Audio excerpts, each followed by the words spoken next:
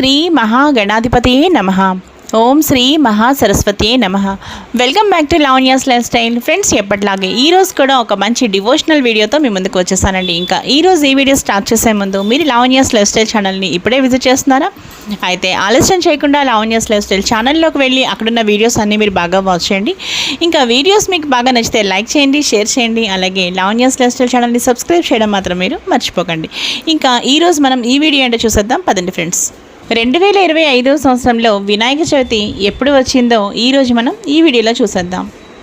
2025 సంవత్సరంలో వినాయక చవితి డేట్ తెలుసుకునే ముందు ఒకసారి తిథి వారం చూసేద్దాం. అలాగే విశ్వావసునామ సంవత్సరం, భాద్రపద మాసం, ఉత్తరాయణం, శుక్లపక్షం చూసారు కదండి. ఇక వినాయక చవితి ఏ రోజు వచ్చింది అంటే 27th ఆగస్ట్. ఆ రోజు బుధవారం అన్నమాట.